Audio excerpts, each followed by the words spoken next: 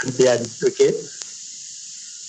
Bila dah bagi duit pada mak ayah tu, jangan lupa perkara yang penting, bayar zakat.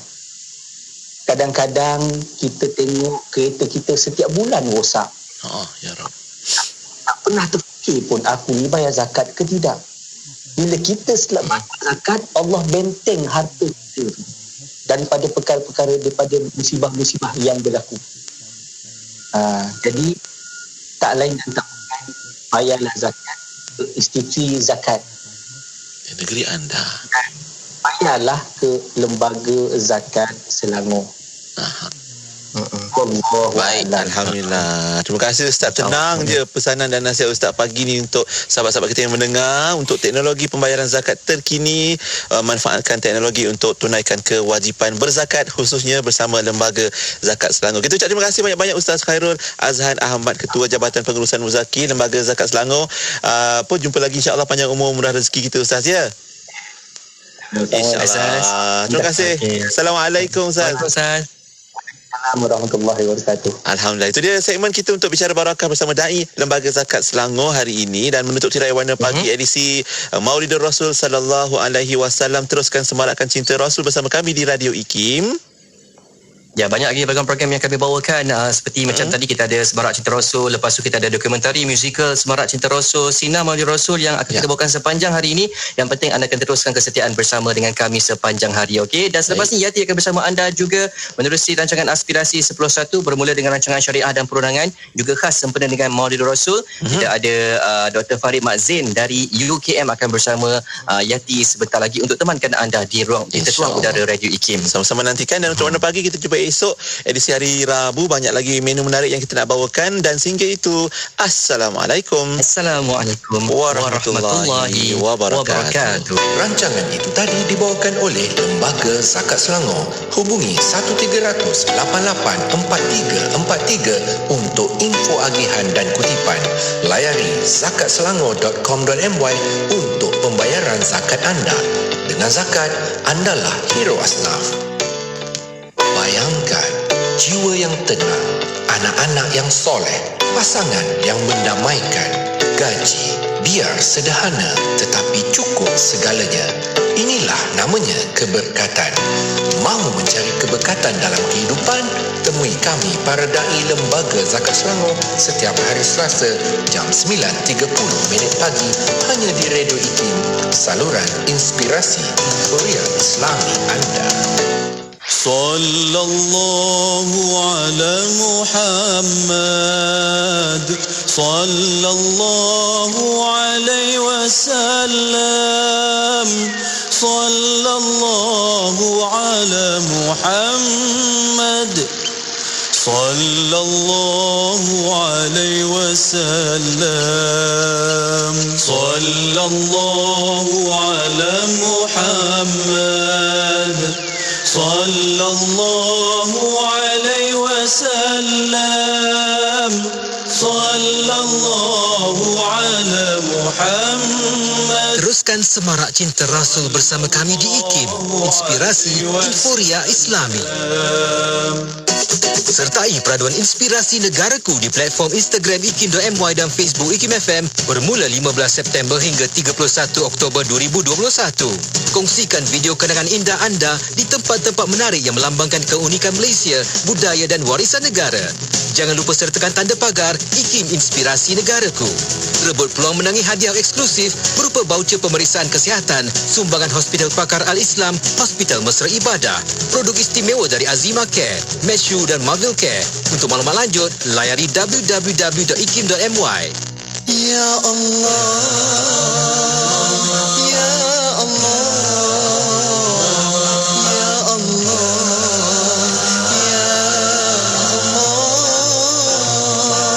Ya Allah, Ya Allah,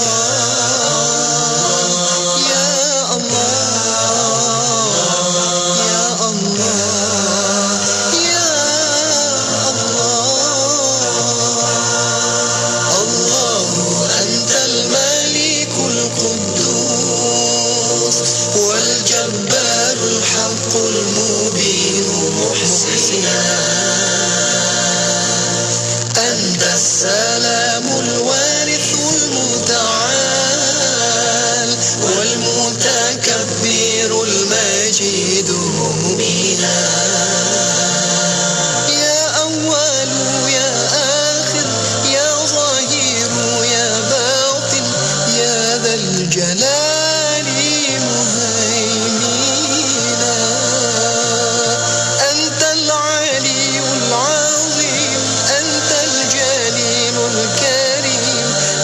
اللطيف ألطف بنا الله أنت الملك القدوس والجبار الحق المبين محسنا أنت السلام الوارث المتعال والمتكبر المجيد مؤمنا أنت الرافع الهادي أنت الخالق الباري أنت الماجد الباقي الثناء أنت الودود الرحيم أنت العفو الكريم أنت الرقيب باسط رزقنا أنت الكبير المبدئ المعيد مالك الملك العدل اقسط عدلنا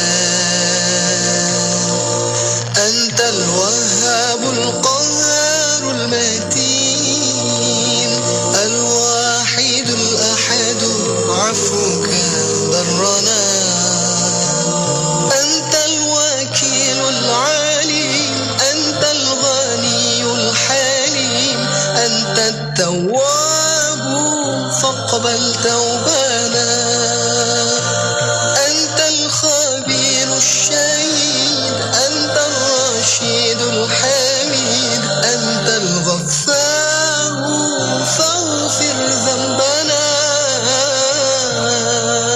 الله أنت الملك القدوس أنت الملك القدوس محسنا المبين المحسنا أنت السلام الوارث المتعال السلام الوارث المتكبر المجيد مؤمنا بأسمائك الحسنى دعوتك فاستجب لو لم أكن ممن أجاد وأحسنا وعلى رضاك وفي رضاك فأحينا وعلى رضاك متى نموت أميتنا فأنا المسيء وقد قصدتك رجيا فاجعل رضاك إلى الصلاح دليلنا واجعل لنا الفردوس مأوى واكفينا شر الذي نخشاه من هذه الدنيا.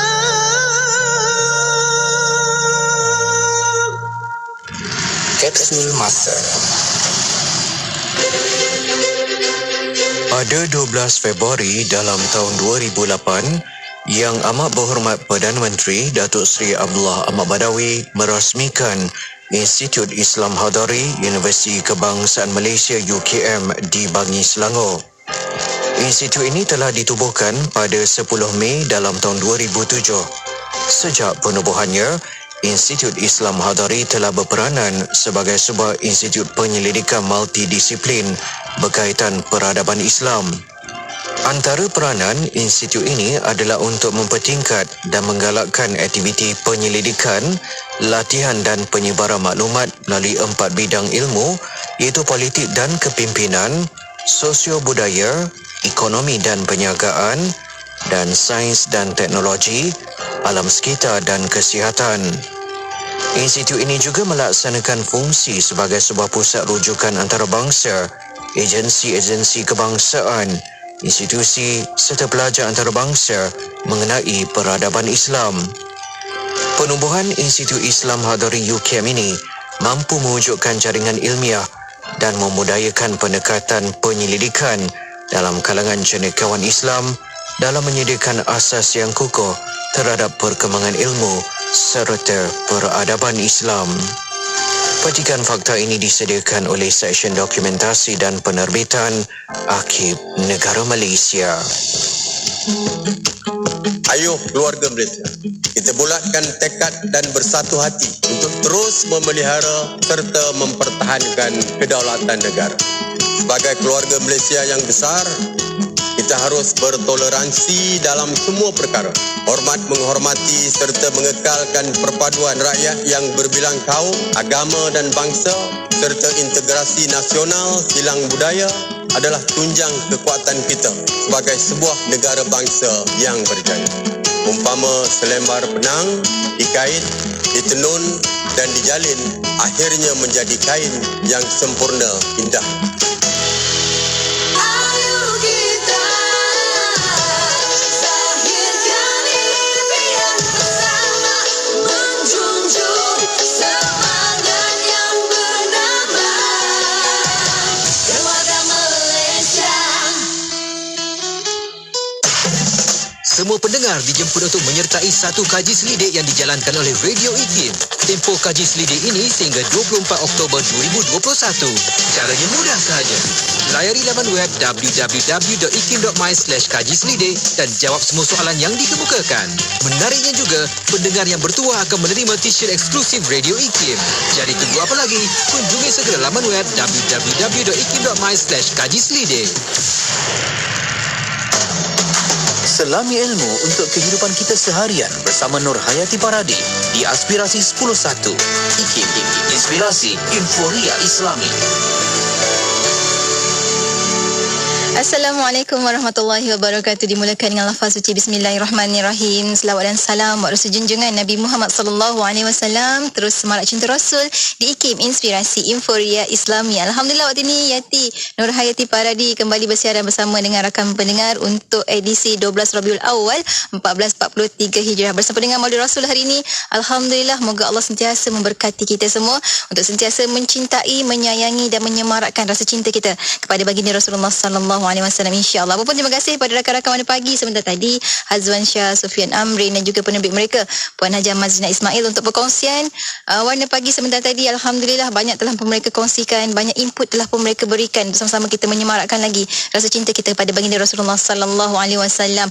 Dan bincang tentang rasa cinta itu, memang sepatutnya kita ni sangat-sangat kena bersyukur, kita sangat-sangat terhutang budi kepada baginda Rasulullah sallallahu alaihi wasallam. Lahirnya adalah lahirnya kebaikan, di situ lahirnya jalan petunjuk, jalan lahirnya keimanan, lahirnya Islam ini sendiri, hidayah juga dan juga rahmat Allah Subhanahu taala. Dengan lahirnya baginda Rasulullah sallallahu alaihi wasallam, lahirnya rasa cinta, kemudian lahirnya syurga untuk kita semua sebenarnya. Peluang untuk kita memasuki, menjejaki atau kembali ke kampung halaman kita, syurga Allah Subhanahu taala. Tapi semua itu disebabkan baginda Rasulullah sallallahu alaihi wasallam. Tak ada ke benda yang kita nak syukuri sebenarnya dengan iman dan juga menjadi umat baginda Nabi sallallahu alaihi wasallam, kan? Baiklah, untuk rakan pendengar, teruskan kesetiaan bersama dengan Yati untuk perkongsian di Aspirasi 10.1. Kita ada perkongsian khas Maulid Rasul untuk syariah dan perundangan. Kita bakal bawakan tajuk kesempurnaan syariat Nabi sallallahu alaihi wasallam bersama dengan tetamu khas kita, dijemput khas untuk program kita pada hari ini. Insya-Allah kita akan bakal bersama dengan Yang Berusaha Dr. Farid Makzin, Pengerusi Pusat Kajian Bahasa Arab dan Tamadun Islam, Fakulti Pengajian Islam, Universiti Kebangsaan Malaysia. Kejap lagi kita bakal kongsikan bersama dengan anda. Anda ikuti secara langsung di FB IKIM FM, YouTube channel IKIM dan pastinya di Radio Institut Kefahaman Islam Malaysia. Jom kita nak hidupkan roh cinta bagi Nabi sallallahu alaihi wasallam bersama dengan Zafwan Saini dengan Rasul kita. Tentunya hanya di IKIM Inspirasi Inforia Islami.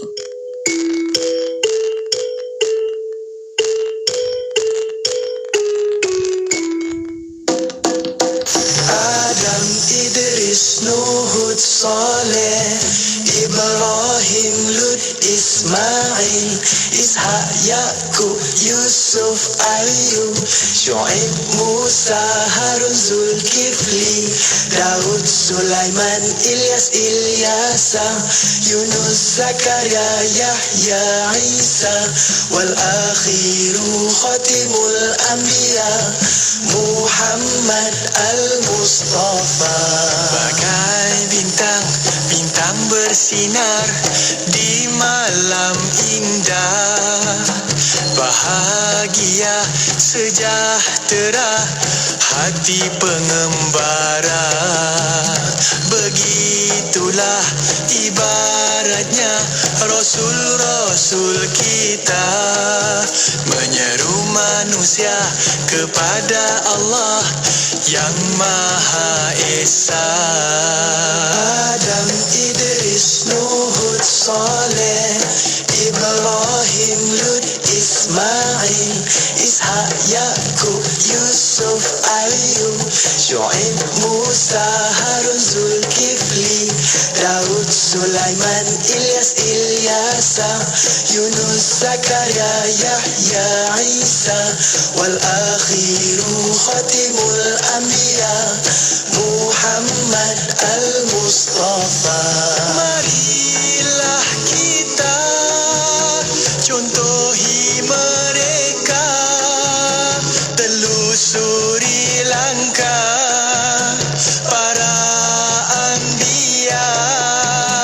Ayolah kita teladani bersama, mengikuti jejak Rasul-Rasul kita.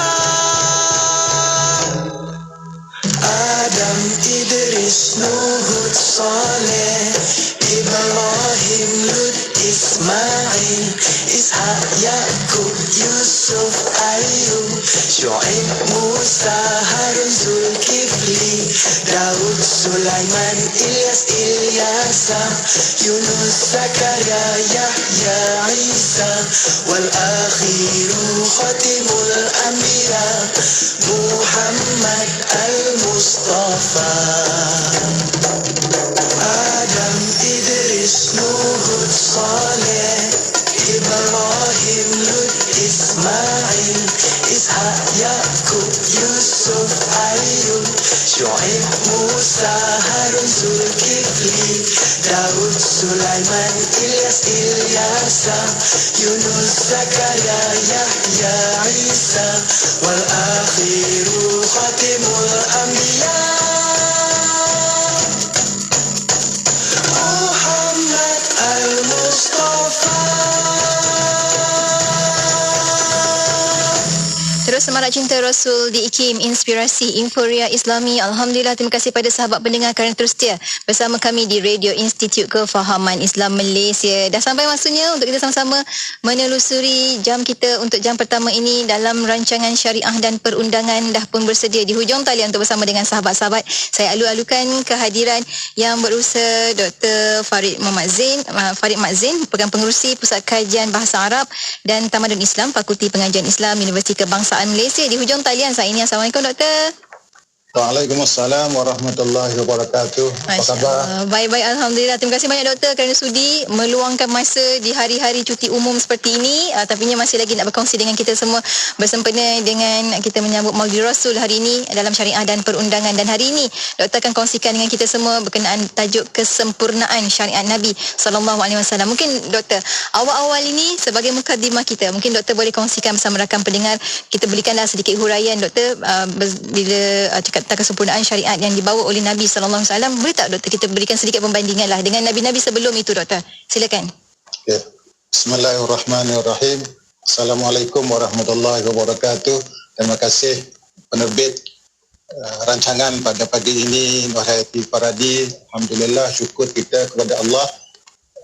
Dalam kesempatan yang ada ini kita diberikan ruang untuk berbincang berkaitan dengan kesempurnaan syariat Rasulullah sallallahu alaihi wasallam.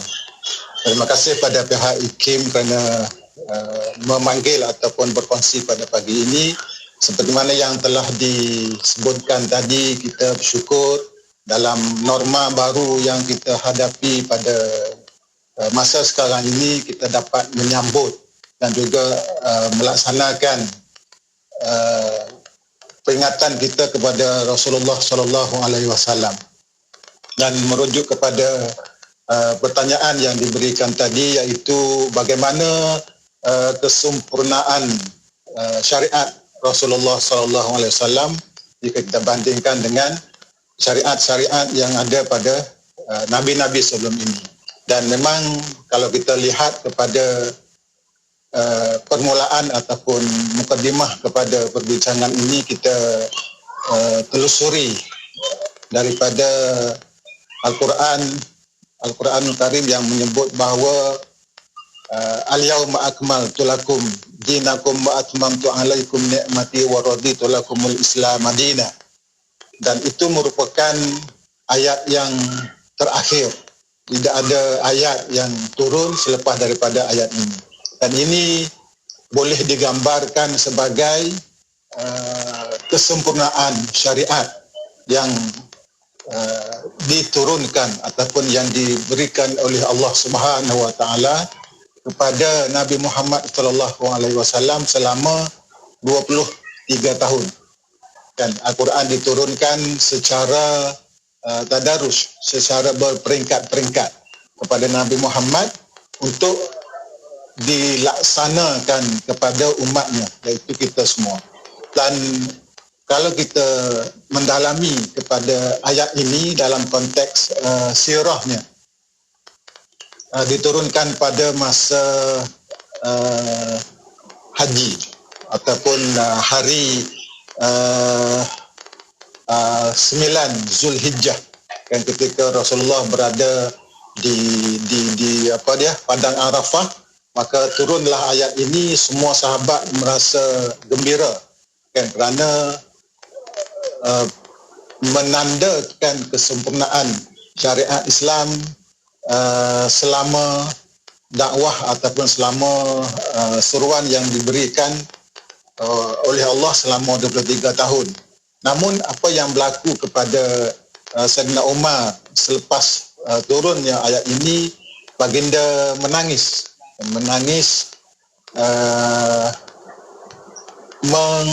memikirkan tentang kesempurnaan syariat itu, maka sudah pasti Allah akan mengembalikan ataupun mengambil Nabi Muhammad sallallahu alaihi wasallam.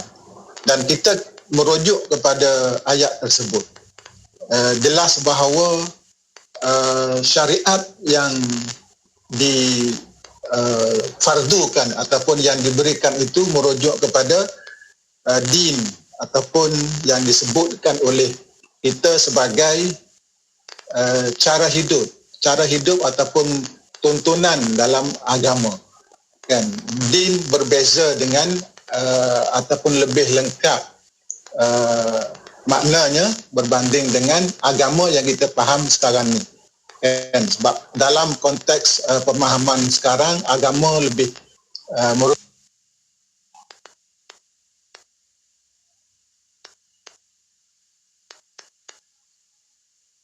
semata, tapi dalam konteks Islam, din merujuk kepada way of life ataupun satu tuntunan hidup yang diperlukan ataupun yang perlu dihayati oleh semua masyarakat Islam. Dan jika kita perhatikan syariat Nabi Muhammad sallallahu alaihi wasallam, ada satu lagi perkara yang perlu kita faham sebelum kita pergi kepada perbandingan dengan syariat yang ada pada nabi-nabi lain. Pemahaman tentang syariat juga perlu kita faham dengan lebih jelas, kan. Syariat bukan pemahaman sebahagian daripada kita yang faham syariat itu sama dengan syariat, kan. Syariat itu berbeza dengan syariah yang dalam konteks masyarakat faham tentang fiqh, kan. Syariat termasuk dalam lengkap merangkumi dalam konteks akidah, dalam konteks fiqh dan juga dalam konteks ihsan, kan. Dalam suatu hadis yang disebutkan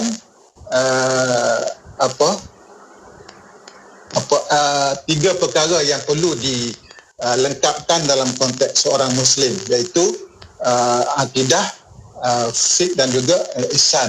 Dan keseluruhan amalan ataupun hukum ataupun perundangan yang ada, termasuklah hal-hal yang lain, itu semuanya dianggap sebagai syariat, ya. Jangan dipaham syariat itu sebagai fiqh. Itu satu perkara.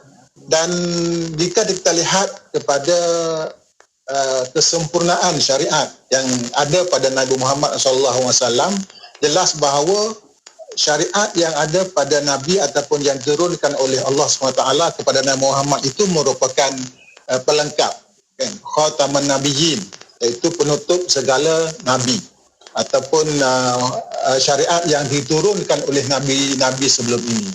Kalau kita lihat dalam konteks hukum-hukum yang diturunkan, kan? Hukum-hukum yang diturunkan, setiap Nabi diutuskan kepada umatnya, iaitu menyampaikan Islam ataupun Islam itu sendiri, kan? Dan Islam itu maksudnya ialah kesejahteraan, iaitu membawa manusia kepada kesejahteraan hidup di dunia dan juga di akhirat. Dan kalau kita lihat bermula dengan Nabi Adam alaihissalam yang menyampaikan Islam kepada umatnya pada peringkat awal, diteruskan oleh nabi-nabi yang lain yang semuanya mempunyai syariat yang tersendiri, dan Nabi Muhammad SAW itu merupakan penutup segala nabi yang mempunyai syariat yang melengkapi keseluruhan kesemua nabi-nabi yang telah diutuskan. Kalau kita lihat Rasul, ya seperti mana yang telah disebutkan, kita ada 25. Tapi kalau kita lihat kepada perbincangan tentang Rasul dan juga Nabi ini, lebih daripada itu. Dan itulah merupakan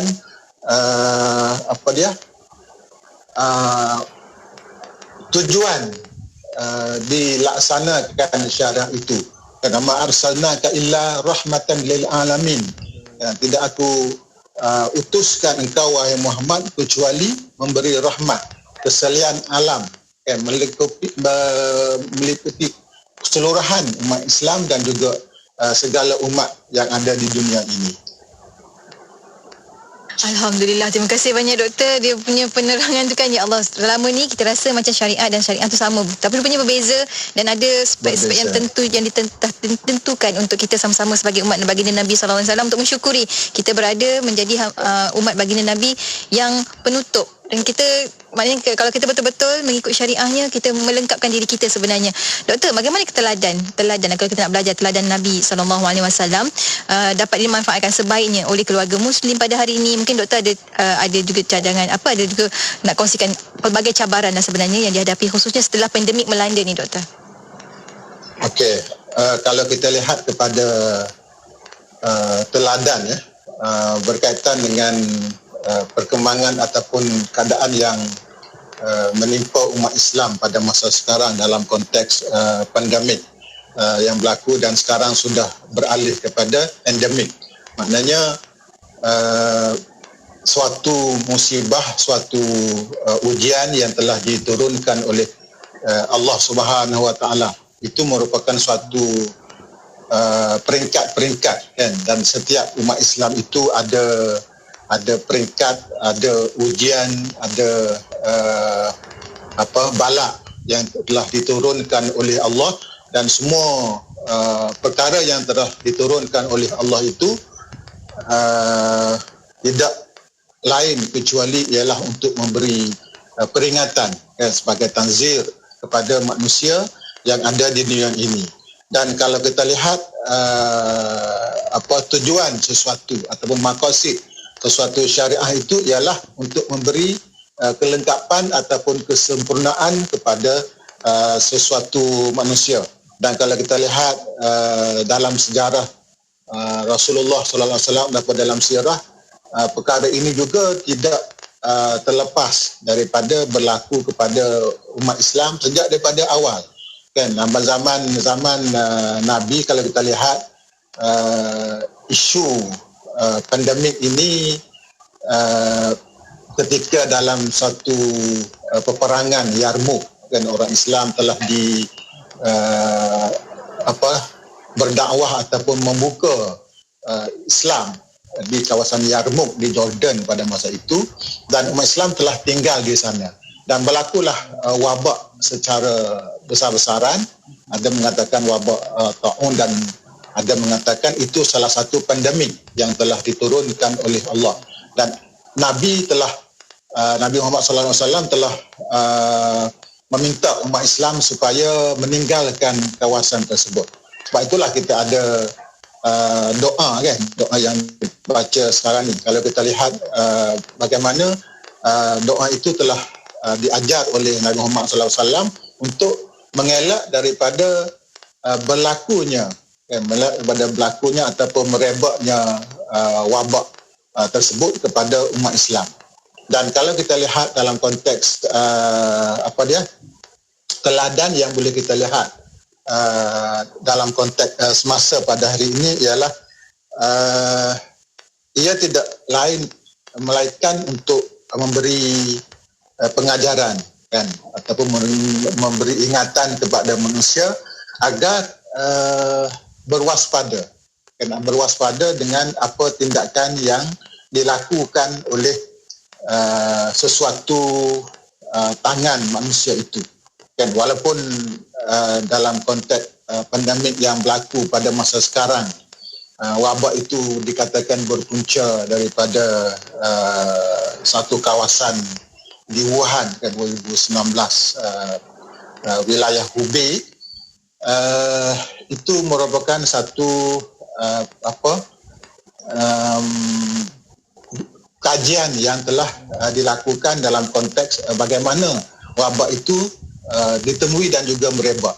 Tapi dalam kajian lain, wabak itu dikatakan datang daripada makmal di Amerika Syarikat itu sendiri.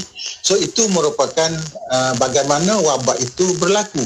Tapi dalam konteks teladan yang perlu dilihat ataupun diikuti oleh kita sebagai umat Islam, ia sudah pasti untuk memberi peringatan kepada kita agar beringat ataupun berhati-hati dalam konteks perbuatan manusia. Okay. Nanti orang akan tanya kenapa musibah itu datang dan tidak menimpa kepada golongan yang melakukan kejahatan semata-mata, tapi musibah itu terkena juga kepada orang Islam kan. Kalau kita lihat dalam konteks negara kita pada peringkat awal itu, musibah ini turut terkena kepada mereka yang berada di masjid kan. Kalau kita lihat di masjid Sri Talim itu, so kita juga boleh lihat kepada ayat Quran yang menyebut bahawa sesuatu musibah itu bukan sahaja berlaku ataupun terkena kepada mereka yang melakukan maksiat ataupun yang melakukan kejahatan semata-mata kan. Dalam surah Al-Anfal ayat yang ke-25 kan, yang menyebut a'udzubillahi minasyaitonirrajim, wattaqu fitnah la tusibanna alladzina zalamu minkum khassah wa'lamu annallaha syadidul iqab. Dan takutlah ataupun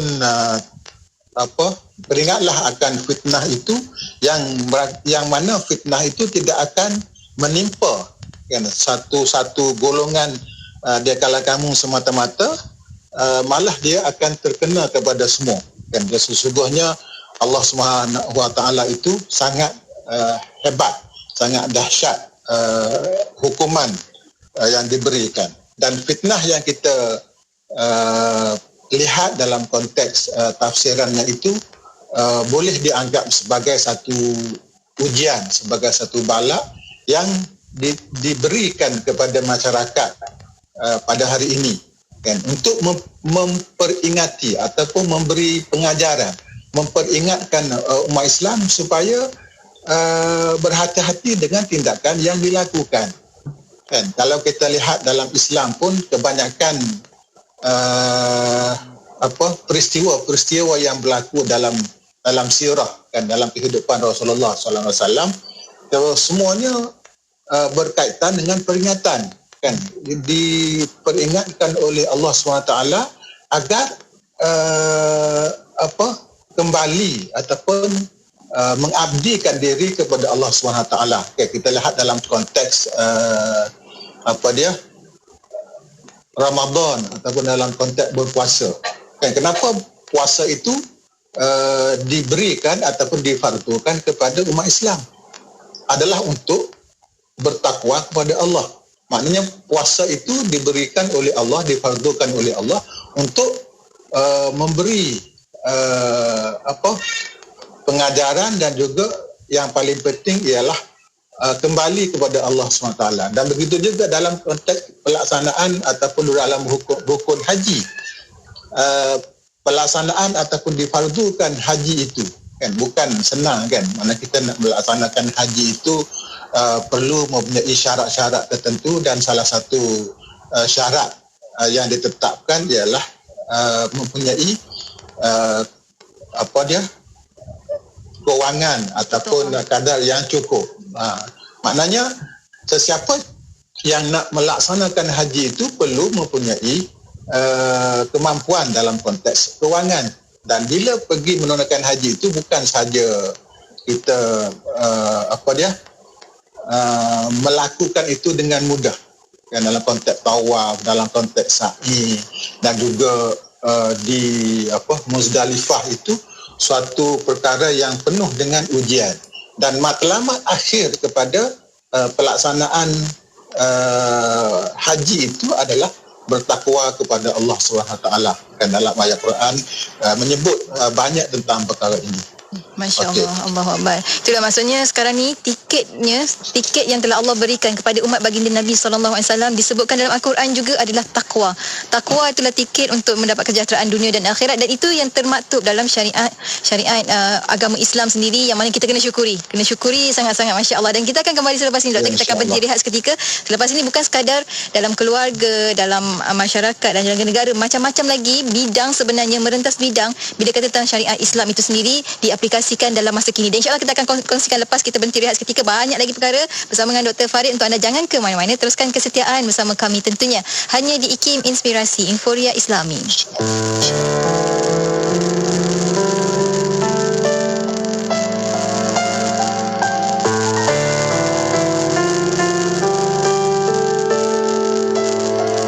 Ya Rasulullah, Ya Habibullah,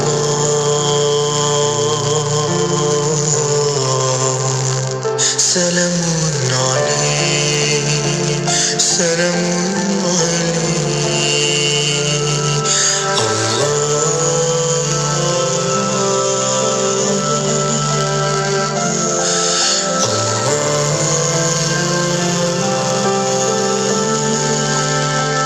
Ya Rasulullah, Ya Habibullah,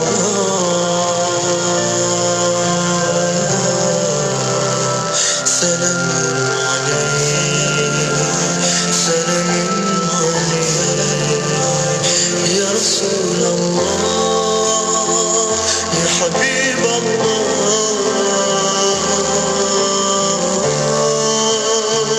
salamun alaik, Ya Rasulullah,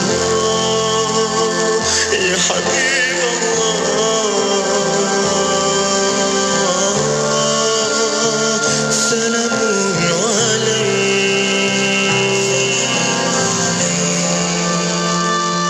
salamun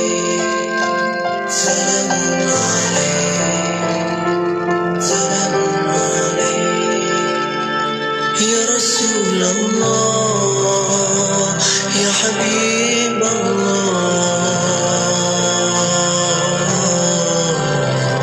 salamun alaik, salamun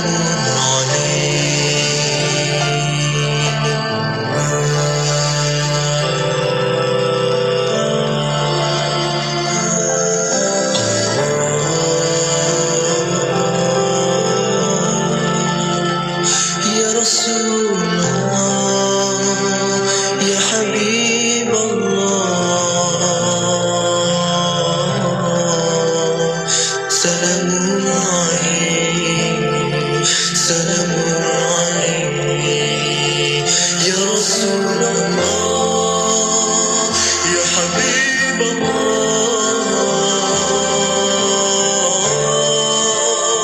salamun alaik, Ya Rasulullah, Ya Habib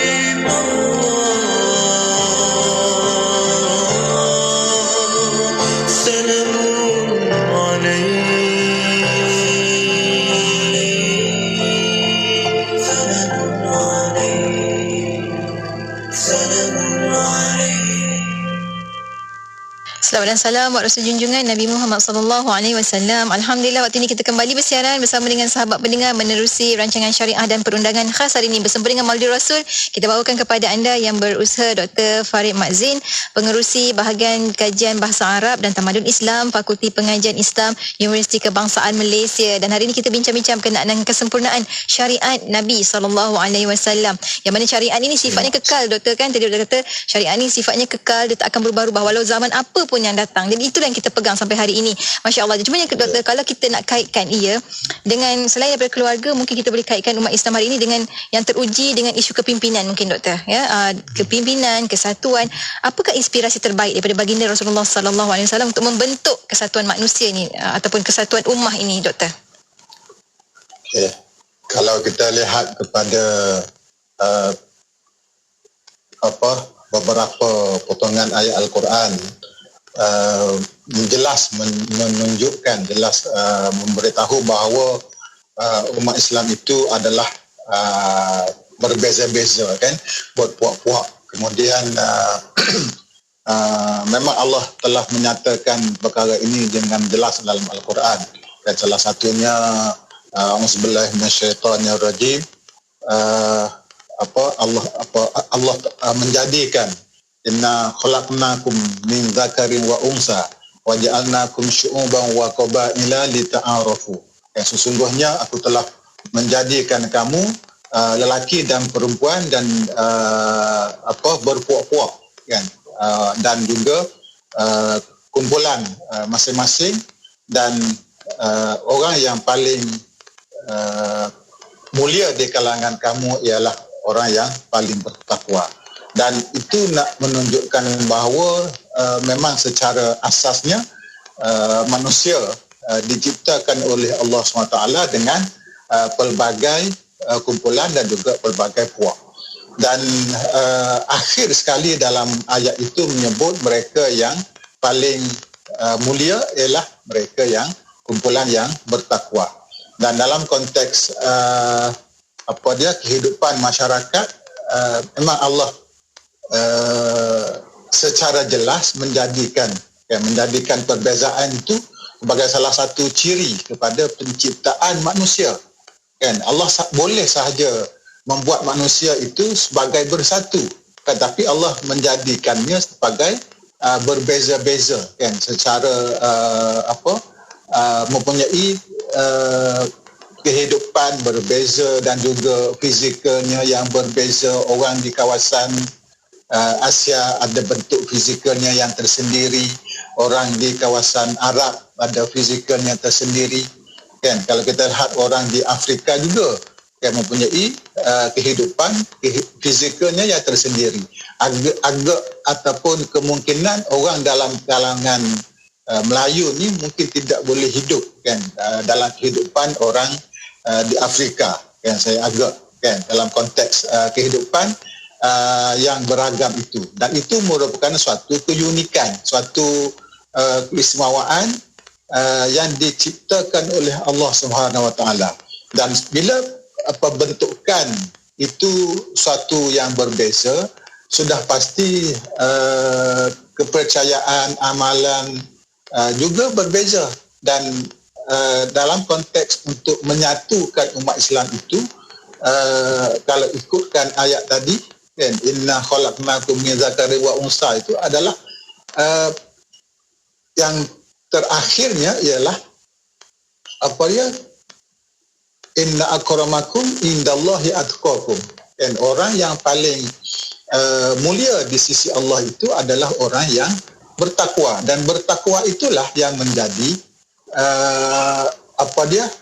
sebab ataupun alasan kepada kesatuan kan. Kita sekarang mungkin mudah untuk nak menyebut kembalilah kepada Al-Quran dan juga As-Sunnah kan. Dan sirah dan juga sejarah telah menunjukkan bahawa umat Islam sejak daripada selepas daripada kewafatan Nabi sallallahu alaihi wasallam sudah berlaku perbezaan, sudah berlaku pertentangan yang ada sampai ke peringkat pembunuhan kita lihat dalam kes perang Jamal dan juga perang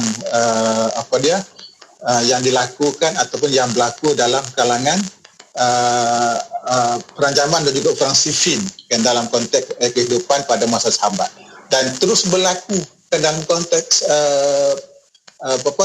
generasi ataupun pemerintahan kemudian zaman Umayyah dan juga zaman Abbasiyah kan, dan bagaimana Abbasiyah kalau kita lihat dalam konteks pembentukan kerajaan itu telah memburu kan, ada saja keturunan yang berkaitan dengan Umayyah pastinya dibunuh, dan itu adalah pertentangan yang berlaku dalam sejarah. Dan sebab itu saya kata memang bukan mudah untuk kita menyebut bahawa kalau berlaku perpecahan, kembalilah kepada Al-Quran dan juga As-Sunnah. Apa yang berlaku dalam konteks sekarang adalah nak kembali secara jelas, secara baik kepada Al-Quran dan juga As-Sunnah itu. Aspek yang perlu ditekankan adalah ketakwaan seperti mana yang disebutkan tadi kan. Kalau kita lihat dalam 1-2 hari ini kan, dalam konteks kalau kita tengok kepada YouTube dan juga media sosial sebagainya, berlaku pertentangan antara pendakwa dan juga masyarakat kita lah kan, dalam konteks pemikiran dan juga pegangan mazhab, dan itu sudah pasti membawa kepada pertentangan yang kemungkinan besar akan membawa ke perpecahan. Dan kalau kita lihat perbezaan yang berlaku itu kalau tidak ditangani dengan baik, pastinya akan membawa kepada perpecahan yang lebih buruk. Jadi salah satu ataupun panduan yang diberikan ialah masing-masing harus melihat jangan memperbesar-besarkan perbezaan yang berlaku, kan, harus melihat kepada apa tujuan ataupun kesatuan yang boleh kita jadikan asas kepada pembentukan ummah Islam itu sendiri.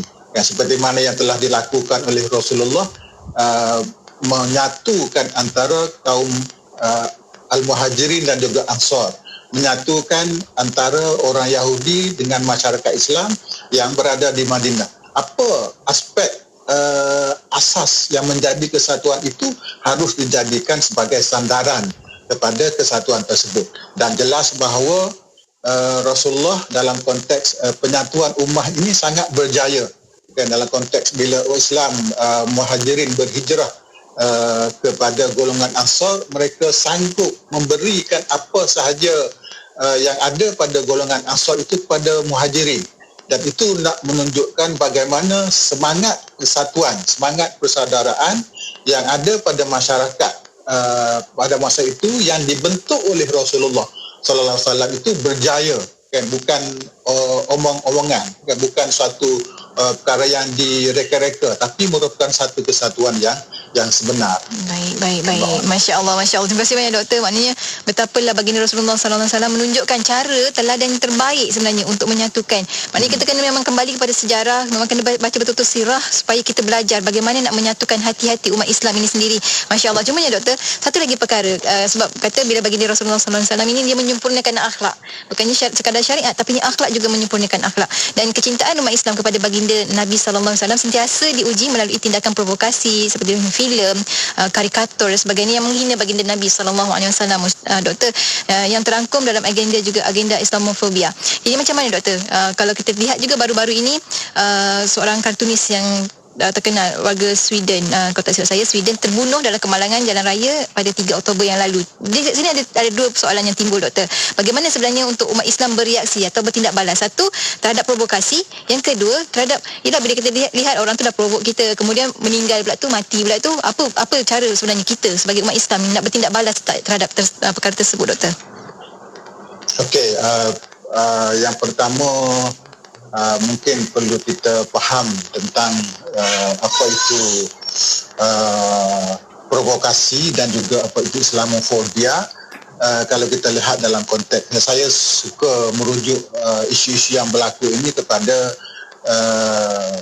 perjalanan ataupun sirah Nabi Muhammad SAW. Dan dalam kehidupan Nabi Muhammad pada peringkat awal bukan lebih daripada provokasi kan, sampai ke peringkat melakukan gangguan fizikal kan, menyanyai golongan Islam dan juga apa bentuk tindakan untuk menghalang perkembangan Islam itu, dan juga dakwah Rasulullah telah dilakukan kesemuanya oleh orang Quraisy, dan itu dalam konteks Makkah. Dan bila sampai ke Madinah, tindakan provokasi itu dilakukan terhadap golongan Yahudi kan. Kalau kita lihat dalam konteks Makkah, 13 tahun Nabi berhadapan dengan provokasi dan juga ancaman daripada Quraisy, sehingga kan dah tak mampu untuk mengambil tindakan kezaliman kepada orang Islam. Maka dia buat satu perjanjian khusus kan, itu boikot kan kepada Nabi. Maknanya Nabi, orang Islam tidak boleh membeli barang-barang. Duit ada tapi tak boleh membeli barang dagangan atau barang kehidupan harian dengan orang Quraisy kan. Jadi itu satu orang kata torture yang paling dahsyat yang dihadapi oleh orang Islam pada masa itu. Dan bila sampai ke Madinah kan, orang Islam berhadapan dengan provokasi yang dilakukan oleh golongan Yahudi kan. Yahudi telah pada peringkat awalnya kan, pada peringkat awal menerima kan, dalam konteks Sahifah Madinah, kumpulan yang dimasukkan dalam Sahifah Madinah itu ialah orang Yahudi perlu menjaga keamanan kota Madinah, dan bila mereka menjaga keamanan kota Madinah itu, orang Islam sanggup mempertahankan orang Yahudi daripada ancaman luar.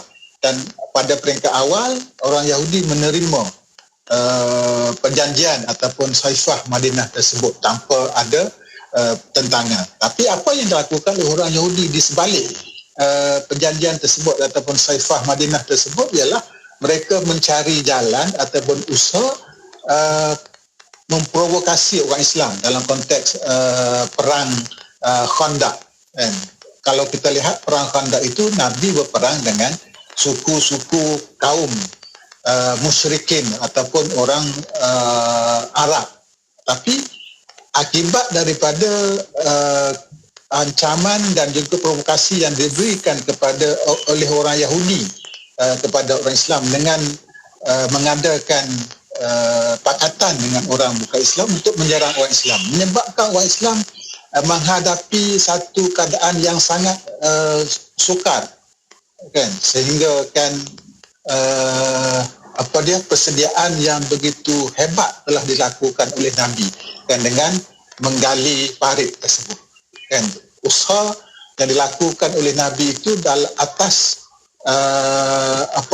perancangan yang dilakukan oleh Yahudi dan juga golongan musyrikin pada masa itu untuk menyerang orang Islam. Dan dengan persiapan dan juga dengan kesungguhan yang dilakukan oleh orang Islam itu, Nabi Muhammad SAW dengan orang Islam berjaya mengatasi apa yang telah dilakukan oleh orang Yahudi.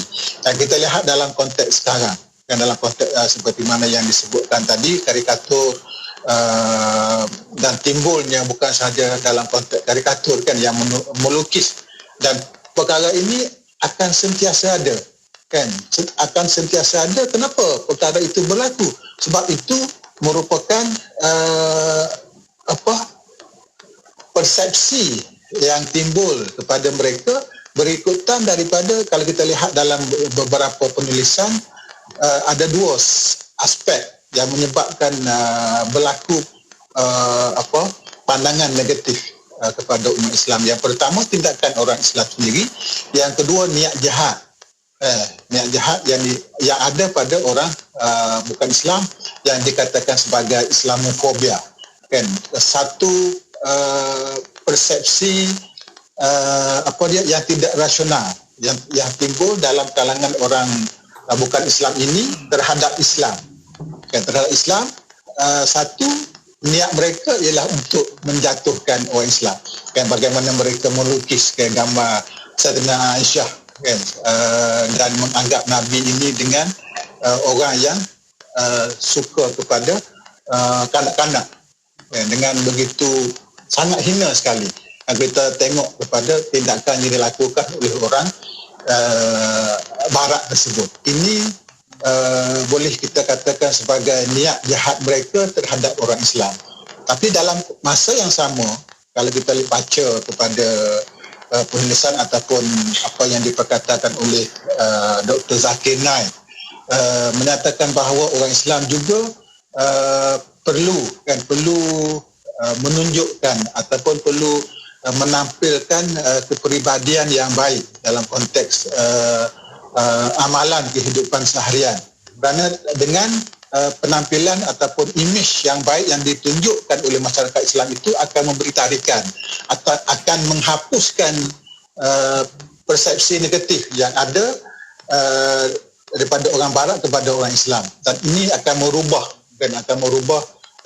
kehidupan. Kita lihat dalam kes-kes yang berlaku yang besar-besar dalam konteks apa yang berlaku, contohnya dalam peristiwa yang berlaku tembakan di New Zealand itu, kan, menyebabkan orang mengkaji Islam dan akhirnya beberapa kesan yang agak positif telah berlaku. Itu maknanya bagaimana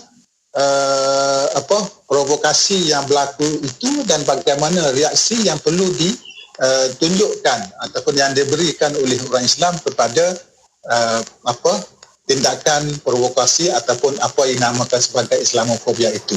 Dan kita perlu lihat dalam konteks sirah pun wujud kan beberapa orientalis yang niat mereka pada peringkat awal kita tak tahu, kan, tapi mereka mengkaji tentang kehidupan Nabi Muhammad SAW, dan dalam konteks kajian mereka itu ada yang menulis dengan positif tentang kehidupan Rasulullah. Jadi yang negatif itu ada beberapa sejarawan sahaja, tapi yang kebanyakan mereka adalah positif, kan, seperti mana yang boleh kita lihat dalam konteks salah seorang sejarawan iaitu Martin Link, kan, dan akhirnya dalam kajian terhadap Nabi Muhammad SAW mereka telah berubah bukan sahaja pengkaji sirah, malah mereka memeluk Islam, kan, dan menghasilkan sebuah kitab ataupun sebuah buku sejarah yang terkenal Muhammad sallallahu alaihi wasallam daripada sumber-sumber yang terawal, yang boleh baca buku tersebut. So dalam konteks yang lain, kan, contohnya salah satu penulis yang terkenal, Michael Hart, yang menulis tentang 100 orang yang paling berpengaruh di dunia, mengkaji tokoh-tokoh dunia yang hebat yang berlaku sejak daripada awal sampailah kepada zaman moden. Ada macam-macam tokoh yang ada, tapi meletakkan Nabi Muhammad SAW itu sebagai seorang tokoh yang paling berpengaruh, nombor satu, kan, berbanding dengan tokoh-tokoh lain. Ini menunjukkan bahawa walaupun orang Barat, kan, melihat Nabi Muhammad dalam konteks yang negatif, Islamofobia, tapi ramai dalam kalangan mereka masih melihat Nabi Muhammad itu sebagai satu teladan yang tidak boleh ditandingi oleh tokoh-tokoh sezaman ataupun tokoh-tokoh sebelum itu dalam konteks mengubah masyarakat. Masya Allah, Masya Allah. Dan ketika berlakunya peristiwa hijrah pun, walaupun orang-orang di Mekah tu tak percaya pada Nabi, menentang Nabi dan sebagainya, tapi barang-barang